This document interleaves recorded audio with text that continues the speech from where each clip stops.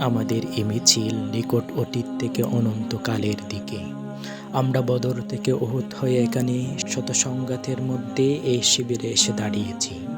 কে প্রশ্ন করে আমরা কোথায় যাব? আমরা তো বলেছি আমাদের যাত্রা অনন্তকালের। উদয় ও অস্তের ক্লান্তি আমাদের কোনোদিনও বিহ্বল করতে পারেনি। আমাদের দেহ কত বিক্ষত, আমাদের রক্তে সবুজ হয়ে উঠেছিল মোতার প্রান্তর। পৃথিবীতে যত গোলাপ ফুল ফুটে তার লাল বর্ণ আমাদের রক্ত, তার সুগন্ধ আমাদের নিঃশ্বাস বায়ু। আমাদের হাতে একটি মাত্র গ্রন্থ আল কোরআন। এই পবিত্র গ্রন্থ কোনোদিন কোনো অবস্থায় কোনো তৌহিদবাদীকে থামতে দেয়নি। আমরা কি করে থামি? আমাদের গন্তব্য তো এক সোনার তোরণের দিকে, যা এই ভূপৃষ্ঠে নেই।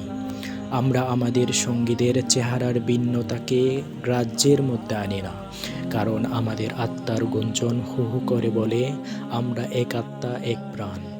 শহীদের চেহারার কোনো ভিন্নতা নেই। আমরা তো শাহাদাতের জন্যই মায়ের উদর থেকে পৃথিবীতে পা রেখেছি। কেউ পাথরে, কেউ তাঁবুর ছায়ায়, কেউ মরুভূমির উষ্ণ বালু কিংবা সবুজ কোনো ঘাসের দেশে। আমরা আজন্ম এই মিছিলেই আছি। এর আদি বা অন্ত নেই। 1500 বছর ধরে সভ্যতাগুলোর উত্থান পতনে আমাদের পদশব্দ থামেনি। আমাদের কত সাথীকে আমরা এই ভূপৃষ্ঠের কন্দরে কন্দরে রেখে এসেছি। তাদের কবরে ভবিষ্যতের গুঞ্জন একদিন মধুমক্ষিকার মতো গুঞ্জন তুলবে।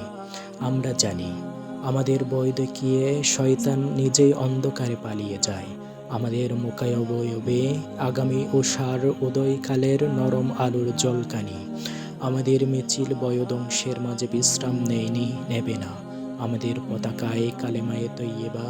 আমাদের এই বাণী কাউকে কোনোদিন থামতে দেয়নি, আমরাও থামব না।